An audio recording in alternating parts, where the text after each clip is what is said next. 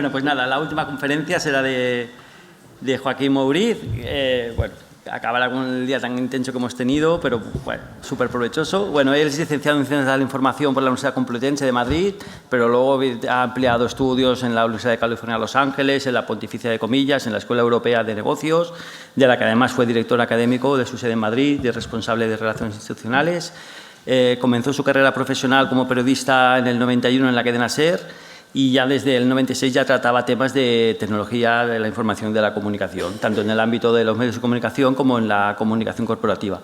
Entre el 2003 y el 2011 fue director de comunicación de la Asociación Nacional de Empresas de Internet, para luego incorporarse a la dirección de BNP Paribas Personal Finance en España, conocida por su marca comercial CTLM, y en la división de crédito al consumo como director de marca y comunicación. Pero ya desde enero del 19 es también responsable del área de calidad y satisfacción del cliente. También es profesor de comunicación corporativa en diversas instituciones docentes españolas y ha sido invitado a multitud de ocasiones a impartir charlas, conferencias, seminarios sobre comunicación e Internet, tanto en España como fuera de ella. Y su labor divulgativa fue reconocida con el premio al mejor comunicador en los premios de Internet de 2011. Y bueno, no le vamos a preguntar por el coste de CQubo, pero sí como la importancia de crear una unidad de inteligencia competitiva y sobre todo por qué debes depender de un departamento de comunicación. Gracias. A ti, no sabía yo que había hecho tantas cosas. Voy a tener que hablar con Recursos Humanos del banco. Bueno, mi cargo realmente es director de marca, comunicación y experiencia cliente. Es una larga historia. En octubre hago 11 años en el comité de dirección del banco. Y me he dado cuenta a lo largo de la jornada que mi presentación no está bien enfocada. Yo iba a la inteligencia, a la unidad de inteligencia competitiva muy orientada a negocio. Con lo cual, a lo largo del día me he dado cuenta un poco de las orientaciones y yo lo que os propongo es, en vez de hacer las preguntas al final, el que me quiera interrumpir sobre lo que vamos haciendo, lo vamos respondiendo sobre la marcha y vamos construyendo el discurso, porque creo que va a ser más rápido, acabaremos antes, cogeremos no sé qué autobús antes y seremos todos mucho más felices. Entonces, lo primero para aterrizar este concepto de la inteligencia competitiva es deciros quiénes somos, ¿vale? ¿Qué es BNP Paribas Personal Finance? Ahora está Roland Garros y nuestro amigo Rafa Nadal nos ha acostumbrado a ganar siempre y ahí detrás aparece BNP Paribas, que es el banco, ¿vale? Ese banco tiene una unidad de crédito al consumo que es BNP Paribas Personal Finance, que tiene muchas marcas, está presente en 30 países en 4 continentes, más de 20.000 empleados. El banco al completo, BNP Paribas, hablamos de más de 100 países y más de 200.000 empleados. En España la marca comercial es CTLM, que la conoceréis por algunos spots de televisión, pero con estas cifras os daréis cuenta que somos verdaderamente una empresa más B2B que una empresa B2C. Nuestra competencia directa son nuestros amigos que patrocinan el evento, nuestros amigos del Santander, no Santander Universidades, sino Santander Consumer Finance, que son los que estamos ahí a una amable halagreña, sobre todo en la financiación de automóviles. El consumo en España, según los últimos datos consolidados del 2019, estaba aproximadamente en el 55% del PIB. Nosotros nos dedicamos a la financiación de bienes de consumo duradero. Y aquí tenéis datos que son curiosos. 1 de cada 5 coches que se financian en este país lo financiamos nosotros. 1 de cada 3 motos. Hablamos de una nueva producción el año pasado, y no fue un año especialmente boyante económicamente, de más de 3.587 millones de euros. Tenemos un riesgo vivo en el mercado, es decir, dinero prestado que nos tienen que devolver, de más de 9.000 millones de euros, 1.600 empleados, como os digo, y una cuota de mercado, según Banco de España, ese dato es del 9,1, está obsoleto, ya es el 9,7. Es decir, el 9,7% del crédito al consumo de este país lo hacemos nosotros. Si alguno de vosotros tenéis un iPhone y lo habéis financiado, pues lo habéis financiado con nosotros. Somos la financiera de Apple, de Kia, de Hyundai, de Volvo, de PC Componentes y estamos en más de 13.000 puntos de venta en toda España. ¡Hala! Es decir, no paramos. Hay mucho trabajo que hacer y, por lo tanto, muchas cosas que medir. Entonces, esto ya es un poco el cómo veis que son nuestras presentaciones constantemente en el banco. Son numeritos, numeritos, gráficas, numeritos, numeritos, gráficas. ¿Vale? Es apasionante. En cuanto antes decía que el DIRCOM es el patito feo, a mí me encanta una frase que cuando llegué al banco me di cuenta que era cierta. En el comité de dirección todo el mundo habla y yo escucho. Y cuando yo hablo, todo el mundo opina. Porque mola mucho hablar de comunicación. Ah, pues yo lo hubiera hecho de otra manera. Y digo, ya, pero es que eres el director jurídico. Yo a lo mejor no hubiera ido a juicio, cabrón. Pero bueno, hay que bregar con estas cosas. Luego, al final, practicando lo de demuestra, pues la verdad es que amansas a las fieras. Eso y una buena crisis. Cuando hay una crisis vienen todos corriendo, ¿no? Porque tienes el bálsamo de Fierabras y les vas a solucionar la vida. No sé si recordáis la crisis de Vitaldent, de iDental y de Dentix. Pues me las he comido todas. Tengo que ir al dentista y me da una grima ya que no puedo con ella. Aquí tenéis un poco la explicación del océano rojo en el que nos encontramos en el crédito al consumo. Aquí tenéis distintos competidores en distintas áreas. Y quedaros con esto, ¿vale? Que es lo apretados que estamos y la competencia que tenemos. Fijaros que en España tenemos ahí un 66, entonces esas de las 5, 66. Es decir, es un sector mucho más apretado, mucho más competitivo que incluso el francés, el italiano o el alemán, que son 3 mercados en los que estamos. Es decir, tenemos una competencia muy dura. Nuestra competencia directa es Caixa, Santander y BBVA. Estamos hablando, CaixaBank es el banco más grande de España, porque Santander y BBVA hacen mucho más negocio fuera que dentro. Si nos circunscribimos a España, el primer banco nacional es CaixaBank. Entonces, competimos con 3 monstruos en su casa. BNP Paribas es un monstruo, pero nuestra casa está en Francia. Entonces, aquí somos un poco David contra 3 monstruos. Y otros menos monstruos, pero que también te entela, porque un Sabadell, un Bankinter. Cuidado, es decir, aquí, como dice un amigo mío, el más tonto hace piruletas, ¿vale? Bien, este es el organigrama de mi dirección. ¿A qué me dedico? Marca, comunicación, experiencia cliente. Yo dependo directamente del CEO de la compañía en España y de la directora de comunicación, Isabel Wolf, que es la directora de marca, comunicación y prospectiva a nivel mundial y miembro del COMEX mundial. Soy miembro del comité de dirección y estas son las áreas que llevo. Proceso global de reclamaciones, SAC, quejas y reclamaciones con el Banco de España. Responsabilidad social corporativa. Net Promoter System, cuando habláis con una operadora de telecomunicaciones como un banco y al final os dicen, esperamos que la llamada le hayamos atendido adecuadamente, valórenos de 0 a 10. O como dice el Santander, espero que mi atención haya sido de 10. Porque lo que quieren es que les pongas un 10. Empujón. Empujón. De 0 a 6, el NPS, Net Promoter System, también son las mismas siglas del Net Promoter Score, es muy puta. Porque de 0 a 6 es detractor. 7 y 8, como si no nos hubieran votado. Y el cliente te ha puesto un 8 y se va el tío tan contento diciendo que lo has hecho muy bien. Y no te vale para nada. 9 y 10 es promotor. Promotores menos detractores te da el NPS, que no es un porcentaje, es un índice. Va de menos 100 a más 100. Con lo cual, la cosa tiene narices. Pero es muy interesante por lo que os voy a explicar en la siguiente slide. Luego tenemos el tema de comunicación interna, comunicación externa, incluida la comunicación online, social media, etcétera, etcétera, y la parte de prospectiva que está dividida en 2 áreas. El Observatorio CTLM y el Échangeur. Esto es la unidad de prospectiva o de inteligencia de marketing. Hablaremos un poquito más en profundidad de esto. Esto es para aterrizar quién es la empresa, quién soy yo, cuál es mi equipo, a qué nos dedicamos, cuál es el mercado en el que estamos, ¿no? Dentro del mundo bancario, es decir, somos malos. ¿Es así? Prestamos dinero con interés. Eso, antiguamente, se quemaba a la gente por hacerlo. Ya está. Bueno, no. La usura no es originariamente prestar dinero con un interés muy alto, es prestar dinero con interés. En la Edad Media los cristianos prestaban un maravedí y le devolvías un maravedí. Lo demás prohibido. Los musulmanes siguen teniendo prohibido y nosotros no. Bien, esto es un esquema de círculo vicioso de cómo funciona o cómo entiendo yo que funciona mi área de responsabilidad.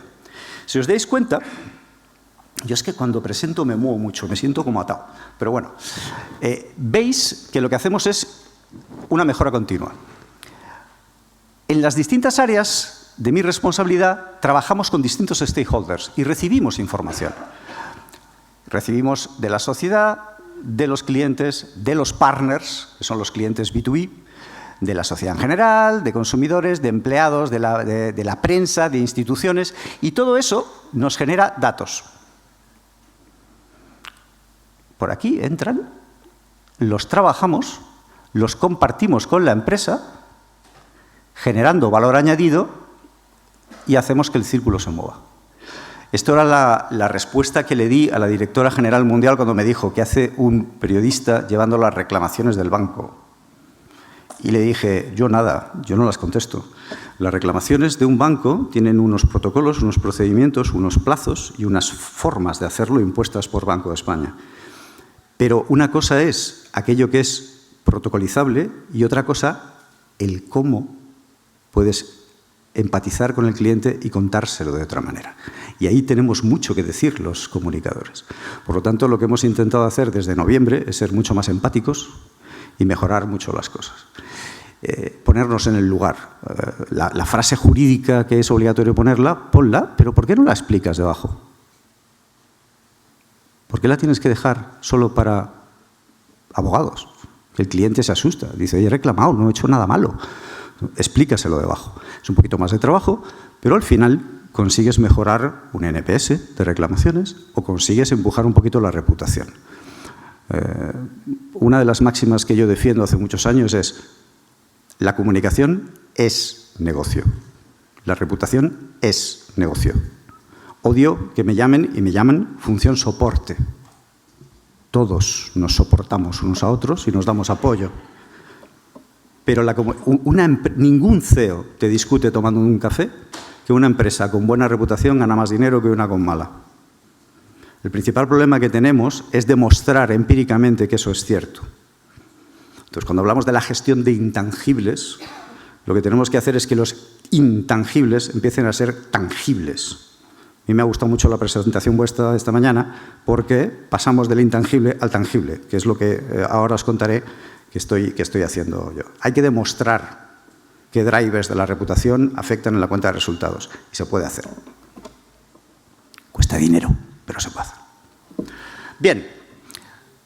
Hace 10 años yo llego a la compañía y me encuentro con una persona que llevaba comunicación interna, con un junior y una chica becaria que se llamaba Pilar, que no quería renovar porque verdaderamente su vocación en la vida era ser bibliotecaria. Y eso es todo lo que tenía. A día de hoy somos 35 personas. No todos de comunicación, no os asustéis, porque están los agentes de reclamaciones, que son 19. Por lo tanto, no tengo un equipo de comunicación de 35 personas, que no soy nuestro amigo el hombre de Suiza, que cuando ha dicho que tenía 100 personas, por poco me da un pasmo. Digo, ni en Iberdrola. Ya había visto. Busqué lo de francos suizos a euros, por poco me da un pelenguendengue también. Bien. Y yo soy la empresa privada y una multinacional, ¿eh? Vosotros debéis... Yo creo que allí hubo desmayos al final. Bien. Cuando llego, yo me encuentro que tengo...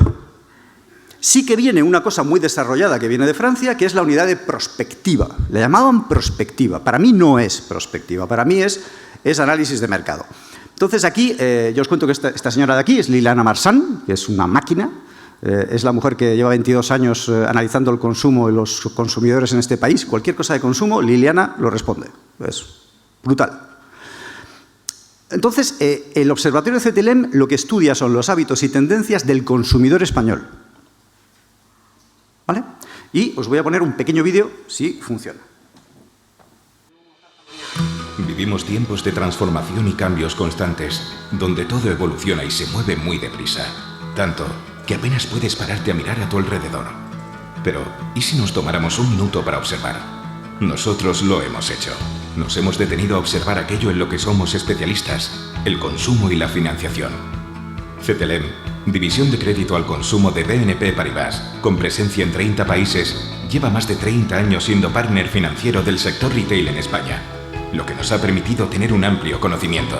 Gran parte de ese conocimiento se concentra en el Observatorio CTLM, unidad de estudios de mercado que analiza el comportamiento de compra de los ciudadanos. Nace en Francia en los años 80 y comienza su andadura en nuestro país en 1997. Desde entonces, el Observatorio CTLM realiza informes y estudios que lo han convertido en un referente en información y análisis del consumo en nuestro país, al servicio de los medios de comunicación y de nuestros partners. Los informes se publican además en otros 17 países donde opera la compañía, siendo de gran alcance a nivel internacional.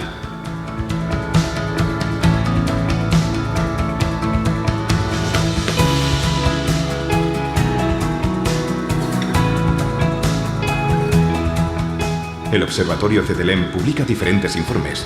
Entre los más destacados está el que se dedica al análisis del consumo en España, profundizando en los hábitos y tendencias del comprador español.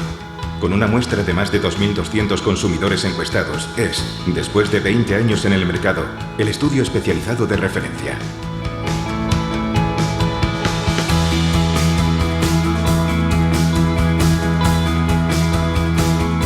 Destaca también el Observatorio CETELEM del motor, que desde 2018 analiza los sectores del automóvil, la moto, el caravaning y la náutica en nuestro país.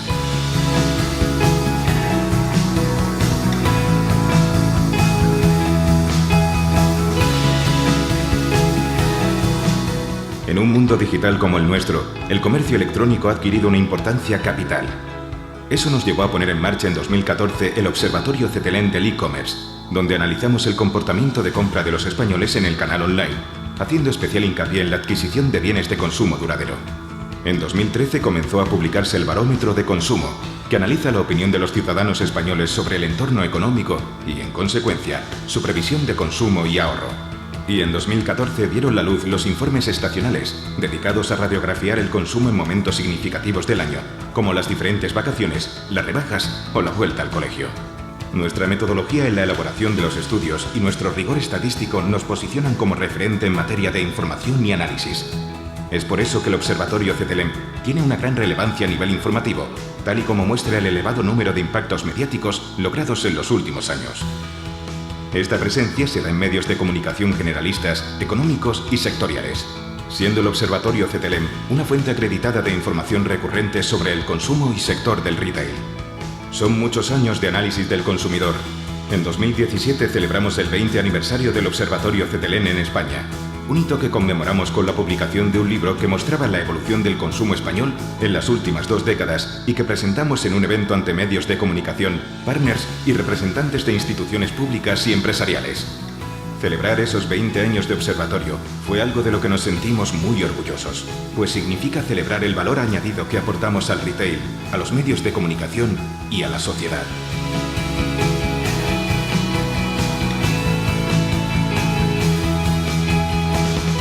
Hemos conseguido mucho y pensamos seguir creciendo, observando y ayudando a entender mejor los sectores y los consumidores para los que CETELEM trabaja.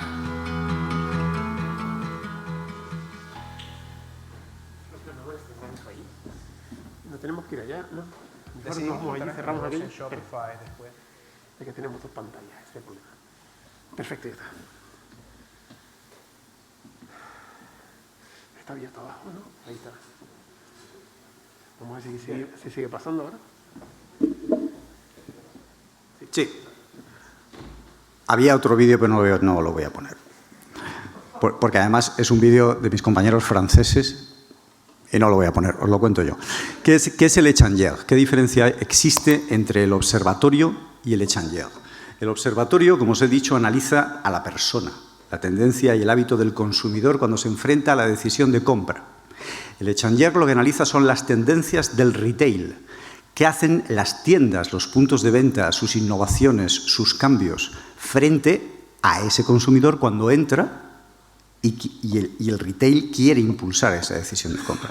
Por lo tanto, son estudios o puntos de vista complementarios, ¿vale? Pero no son los mismos equipos de trabajo ni son los mismos enfoques de los estudios, ¿de acuerdo? Evidentemente, ambos se utilizan de la misma manera. Se hacen presentaciones a los partners, se hacen presentaciones en ferias comerciales, se hacen presentaciones frente a los medios de comunicación. Es decir, es una herramienta no solamente de PR, sino también de valor añadido en las fuerzas comerciales de la compañía. Bien, esto es lo que yo tenía cuando llegué, el observatorio mucho más pequeño de lo que es hoy en día. Ahora vamos a presentar el segundo informe de consumo en España y sostenibilidad coincidiendo con el Día Internacional del Medio Ambiente, que además coincide con el propósito de la compañía, del consumo responsable, sostenible, etcétera, etcétera. Bien, esto ha ido creciendo con el paso de los años, pero había que hacer más cosas. Es decir, Cuando llego y tengo que construir la comunicación de la compañía desde cero, motivo por el cual acepté la oferta de BNP Paribas, porque era una ocasión única de una multinacional, construir toda el área de comunicación desde cero. La comunicación interna, la comunicación externa, la comunicación online, crear los perfiles corporativos en redes sociales, construir toda la estrategia de comunicación. Por lo tanto, había que no recuperar, había que empezar a establecer la relación con los medios de comunicación, con ese stakeholder.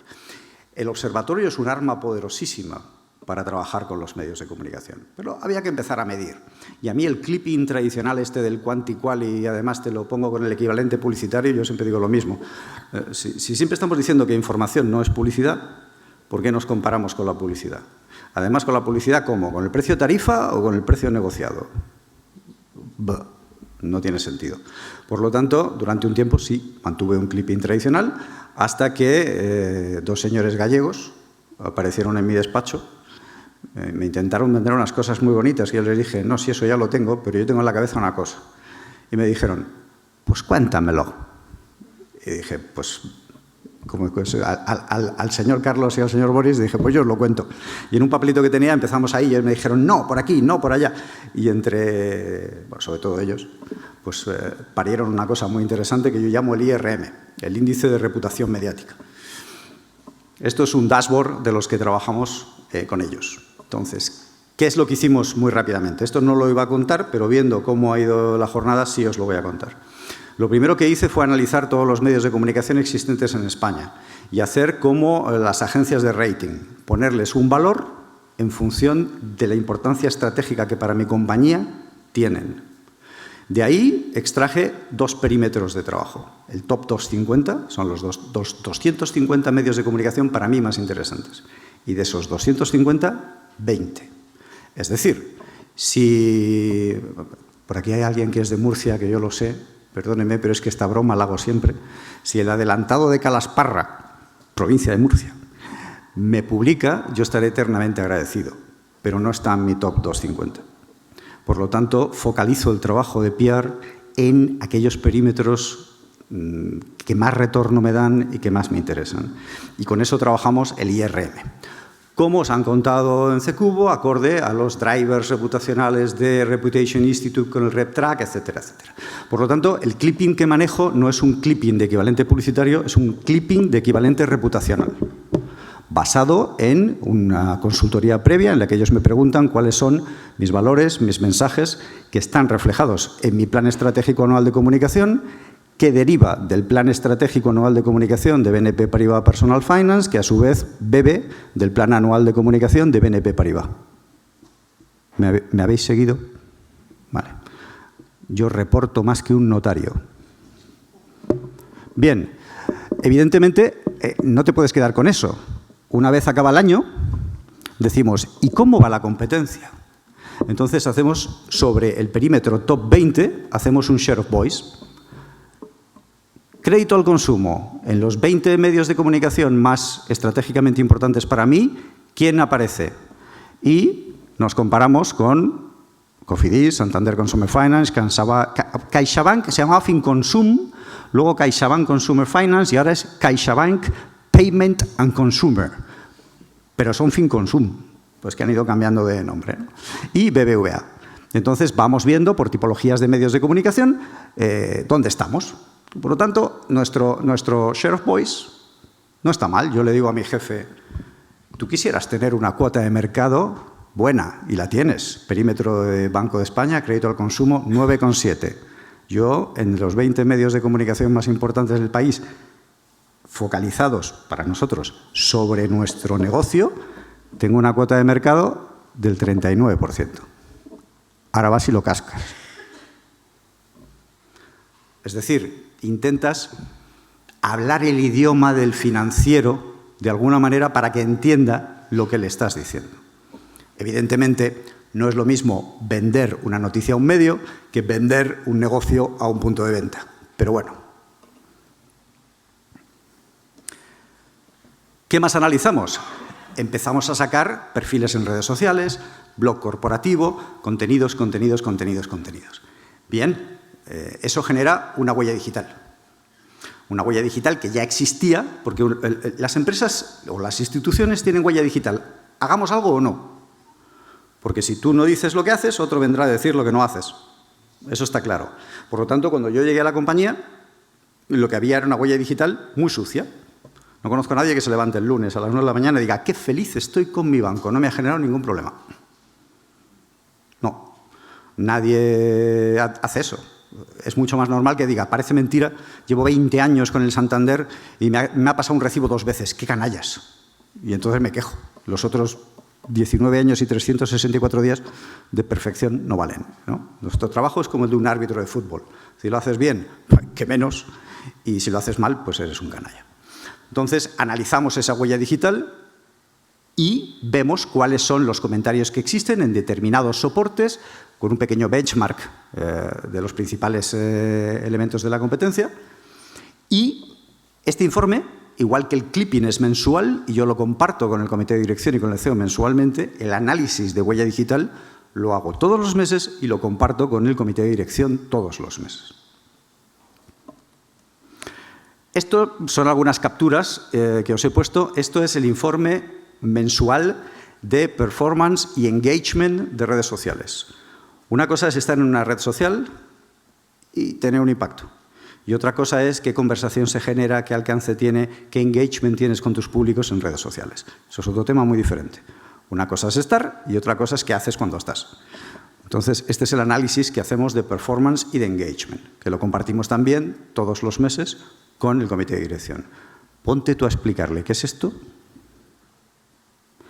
a un tío que lleva compliance. ¿Sabéis lo que es compliance? Cumplimiento normativo. Yo cuando llegué había una norma de compliance que decía los pasos oficiales para lanzar una nota de prensa. Y no tenían dirección de comunicación. Que yo decía, ¿y esto? Y encima cuando mirabas los pasos tampoco estaban bien. Pero bueno, esto no debería haberlo contado. Borra. Bien, seguimos. Reputación. Vamos avanzando en los años. Imaginad que esto lo hemos ido haciendo con el paso de los años, según van creciendo las cosas y vas creando una comunidad y vas creando un volumen de información que tienes que empezar a tratar. Bien, llega un momento en el que ya tenemos una consolidación de cierta relación con distintos stakeholders basados en distintos contenidos, estrategias, soportes. Bueno, llega el momento en el que ya podemos empezar a evaluar realmente la reputación de la compañía. Entonces, me siento con Reputation Institute y empezamos a trabajar con el RepTrack. Entonces, mensualmente el RepTrack se comparte con el CEO y con el resto del comité de dirección para que se vayan habituando a entender no solamente el vaivén del pulse, del 53,4 arriba, sino todos los drivers que se mueven arriba y abajo. Porque tú puedes tener un bajón un mes y si tú investigas dentro del RepTrack te puede decir cuáles son los drivers culpables, o sea, qué es lo que está ocurriendo, qué es culpable para que este mes tu pulse, es decir, tu nota, haya bajado. Bien, ¿qué pasa con esto? Pues al final lo que tengo son muchas cosas. Tengo el RepTrack, tengo el IRM con los amigos de Ccubo, tengo mi Share of Voice anual. Tengo una herramienta, que no la he traído aquí, que es muy chula, basada en Google Trends, que es capaz de predecirme qué va a pasar con ciertos temas y tendencias relacionadas con el consumo. Es la bomba, súper interesante. La huella digital y el social media. Comunicación interna. Nosotros tenemos un periódico interno que es un periódico totalmente. O sea, me da las estadísticas de un periódico, páginas vistas, tasa de rebote, absolutamente todo. Y aparte, tenemos una auditoría anual de comunicación interna. Son 100 folios de datos. La empresa está dividida en 3 tipologías de empleados: call center, equipos comerciales que pululan por toda España, y lo que digo yo, oficinistas. Son 3 formas de vivir la compañía totalmente distintas.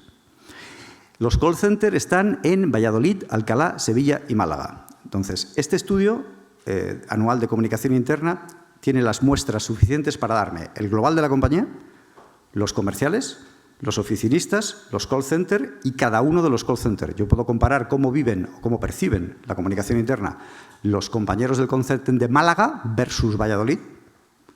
todos los call centers versus los equipos comerciales, cómo los comerciales viven la comunicación interna, con lo cual esto me permite tener unos aprendizajes y moldear la comunicación interna acorde a lo que mis compañeros de distintas partes de la compañía me están diciendo.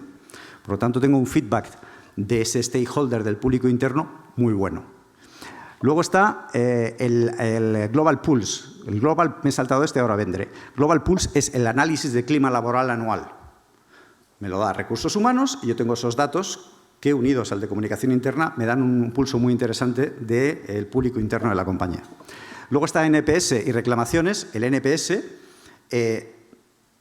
cada cliente, ya sea B2B o B2C, que toma contacto con la compañía, recibe un cuestionario, contesta ese cuestionario. Nosotros, a través de un software que se llama Medallia, yo tengo una aplicación en el teléfono, yo puedo ver en tiempo real el NPS de todos los puntos de la compañía, B2B, B2C, reclamaciones, suscripción de un préstamo personal, absolutamente todo, en tiempo real.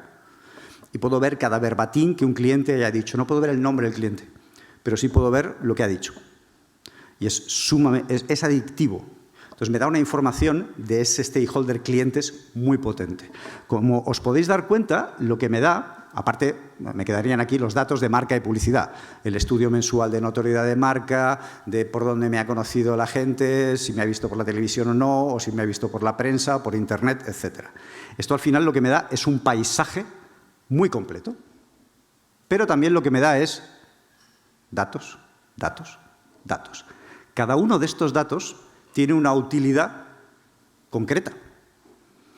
A Recursos Humanos esto le vale para una cosa, a mis amigos de marketing esto les vale para otra, a mí la reputación me vale para otra. ¿Pero todo junto puede tener sentido? Sí. Aquí entran nuestros amigos de Villafañe y Asociados. El pobre Justo, estuve comiendo con él, me dedicó su libro y a los 2 días, 3 días, se murió. Me quedé un poco, había sido profesor mío y me quedé un poco jodido. Pero bueno, seguimos trabajando con ellos y lo que vamos a hacer es conectar todas estas informaciones, más algunas otras que tenemos que hacer a medida, conectarlas con el motor de Villafañe. ¿Qué vamos a conseguir con eso? Lo que intentamos es encontrar las correlaciones entre los movimientos, vamos a llamarlos telúricos, de todos estos stakeholders y cómo eso afecta a la reputación y cómo nos afecta a la cuenta de resultados. Bien, tenemos toda esta información y aquí es donde yo ya me iba de protangente y me iba a unidad de inteligencia competitiva entendida desde el punto de vista de negocio. A esto, evidentemente, la inteligencia competitiva tiene 3 patas importantes. La inteligencia de contexto, la inteligencia sectorial y seguiremos más adelante. Con todo esto tengo bastante información, pero me falta toda esta. Toda esta información también llega a la compañía diariamente. Somos miembros de todas estas asociaciones y de algunas más, las cuales hacen estudios, reportes, informes que nos afectan directamente. Evidentemente, tenemos los órganos reguladores, Banco de España, Banco Central Europeo, informes, órdenes que tenemos que ver.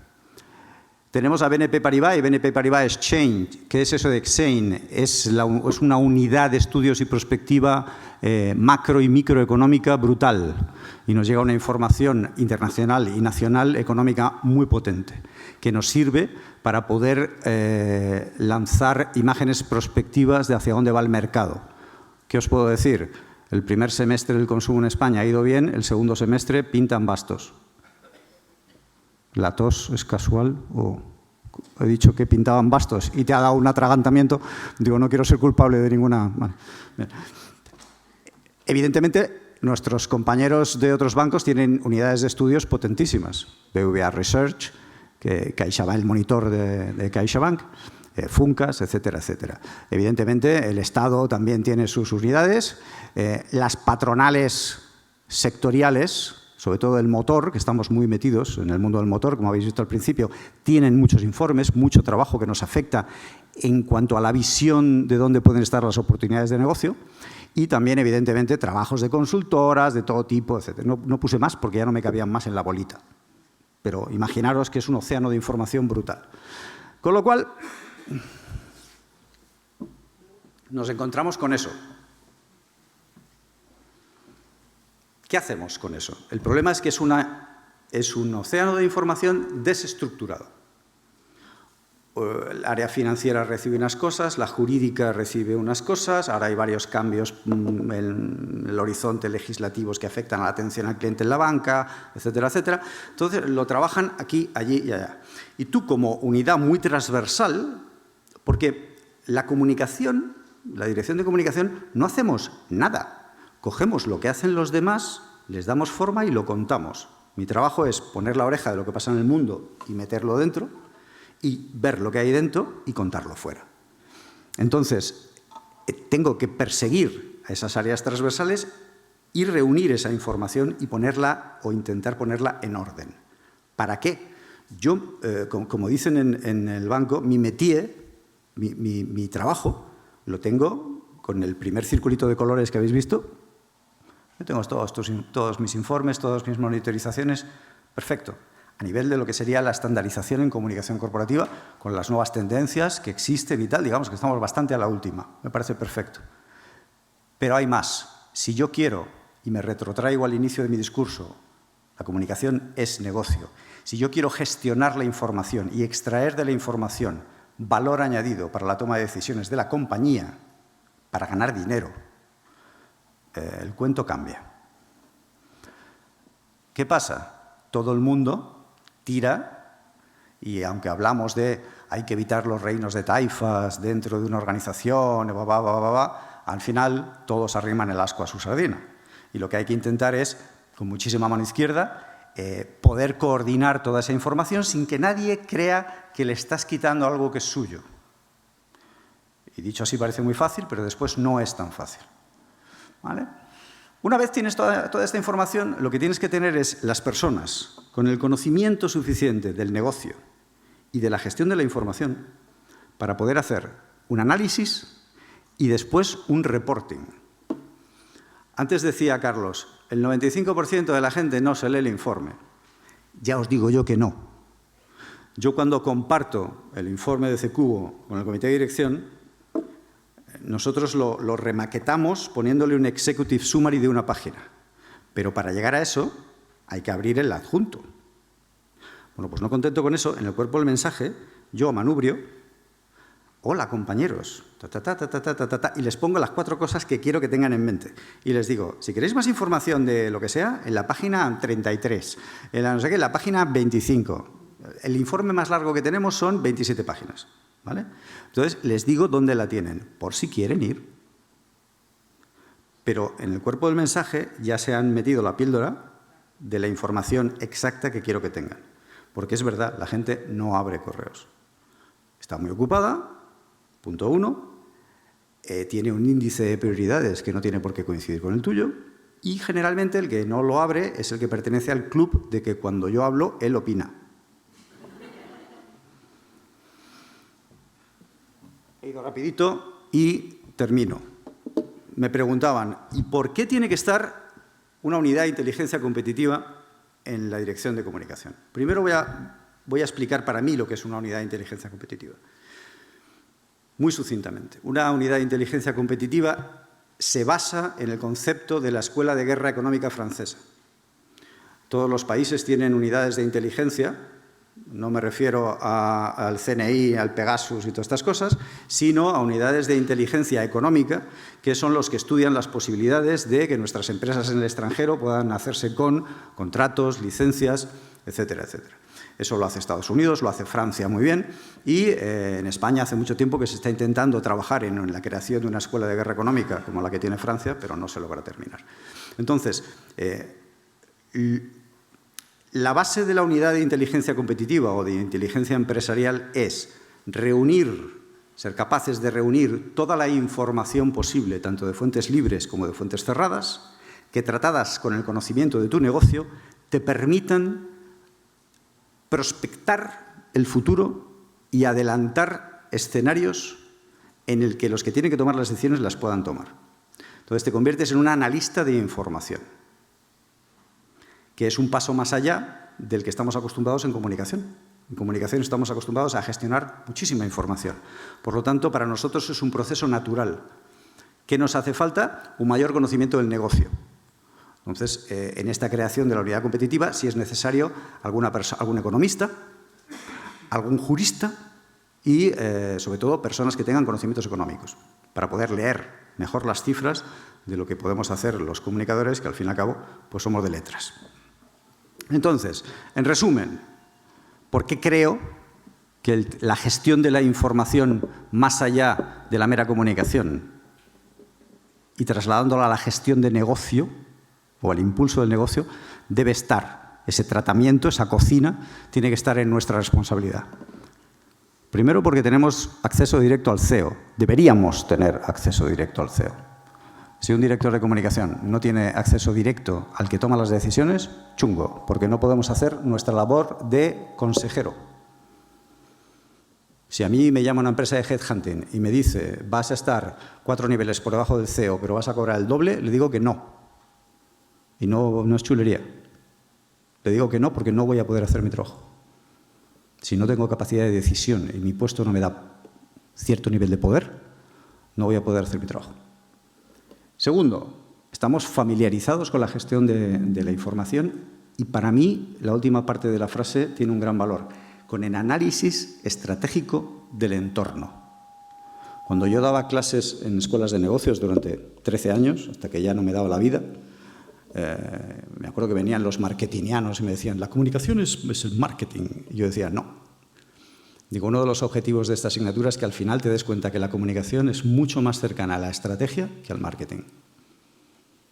Y cuando acabábamos la asignatura me decían, pues tienes razón. Digo, pues ya te lo decía yo. Pero muchos no lo creen así, por eso se llama comunicación comercial, comunicación de producto, le ponen comunicación a todo. Un día de estos llevaremos los teléfonos, porque como es comunicación. Estamos habituados a monitorizar diversas fuentes, estamos acostumbrados a discernir, no te diría yo de una forma infalible, pero sí de una forma más amigable, la verdad de la mentira de la manipulación. Somos absolutamente transversales, porque si no somos transversales, una dirección de comunicación no puede funcionar.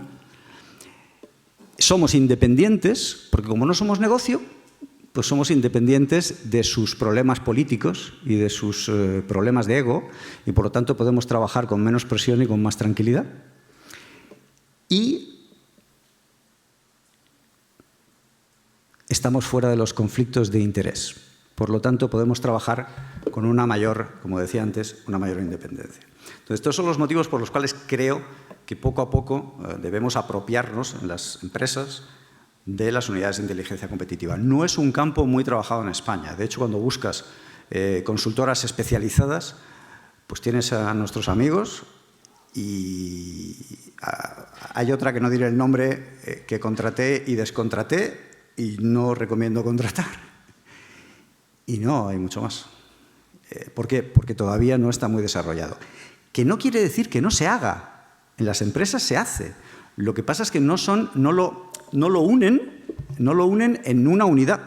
Lo tienen muy desperdigado y entonces tienen una información no centralizada, con lo cual no les sacan todo el partido. A lo mejor individualmente, de forma parcial, le sacan un gran partido en finanzas, el departamento jurídico, pero no desde una visión holística como la que podemos tener los comunicadores. Y esto es todo, queridos compañeros. Muchas gracias. No me habéis hecho caso, no me habéis interrumpido.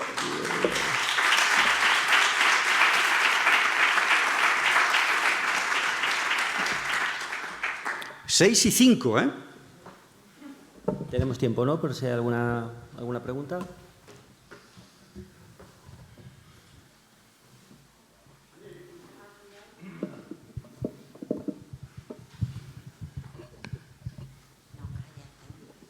Disculpe, mi colega me acaba de decir que no me callo ni debajo del agua. Pido disculpas, pero voy a preguntar. No, solamente para mí ha sido una novedad la idea esta de la unidad de inteligencia competitiva. ¿Puedes poner algún ejemplo de funcionamiento, de mecanismo de funcionamiento? Te lo pongo, lo intuyo, pero como tú lo estás manejando, te lo pongo, seguro que lo concretas mucho más de lo que me imagino ahora. Os voy a poner un ejemplo muy simplón. Muy simplón. Durante todos estos años que yo he dado clases en escuelas de negocios, yo era tutor de proyectos, ¿vale? Entonces, proyectos de todo tipo. Guarderías, una plantación de champiñones, y no va de coña, 1000 cosas, ¿no? Entonces, siempre que hablaban de abrir un comercio, empezaban a decir, bueno, ¿y en qué parte de la ciudad lo pongo? ¿Y qué oportunidades de negocio hay aquí? Entonces yo le decía, bueno, ¿y qué barrio? ¿Qué gente vive en el barrio? ¿Cuáles son las costumbres de esa gente? ¿Vas a hacer algún estudio de mercado? ¿Vas a ver si hay oportunidades? ¿Vas a ver si existe la competencia? Si no hay establecida ninguna competencia allí, o sí o no. Todos estos trabajos de información para saber si tu negocio ahí puede tener éxito o no, es un poco el argumento en el que se sustenta la existencia de una unidad de inteligencia competitiva. Entonces, lo que tienes que ver es extraer del Observatorio CETELEM, por ejemplo, una de las preguntas que nosotros hacemos es, en todas las áreas en las que nosotros trabajamos, ¿cuál es tu intención, como ciudadano de pie de calle, tu intención de compra en los próximos 3 meses de cada una de las áreas? Gama blanca, gama marrón, pequeño electrodoméstico, smartphones, motos, coches. Y lo hacemos cada mes, de forma que no solamente tenemos el barómetro mensual, sino que podemos utilizar la metodología TAM para marcar índices. Con lo cual, le podemos decir a los equipos comerciales, ojo, los españoles dicen, con unas muestras grandes, con unos errores muestrales pequeños, trabajamos con muestras de más de 2000. Cuidado, ni tontería ninguna. Más de 2000, no escatimo en eso, ¿eh? Y además... Sí, pero no me importa, ¿eh? No me importa. Además, cuando hablo con la prensa, yo les pongo todo lo que es... Los datos técnicos van por delante, porque luego los periodistas, con perdón, si hay algún periodista a la sala, se lo comen todo. Y te dice, empresa que se dedica a la venta de rabanitos. Entonces dicen... Y tienen 1000 asociados, ¿no? Y entonces dicen, los españoles comen 7 rabanitos diarios. Y dicen, no, tus asociados comen 7 rabanitos diarios. Le estás colando un sesgo al medio de cojones. Pero el medio va a verificar las fuentes. Con lo interesante que es decir que comemos 7 rabanitos diarios.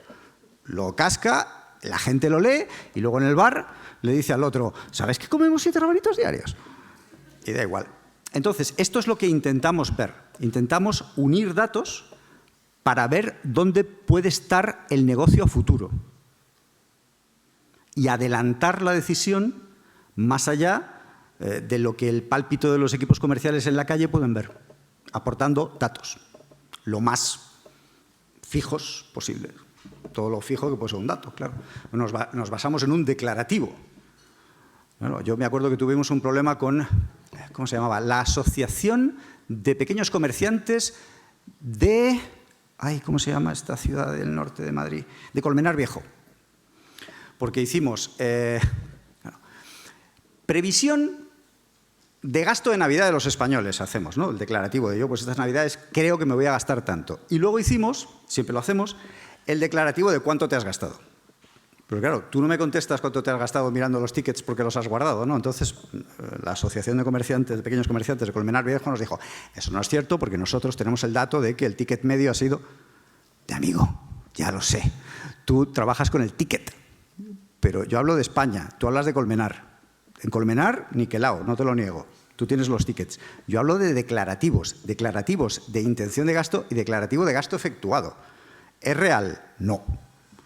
Es aproximado y con una muestra muy grande, pues tiene un error muestral.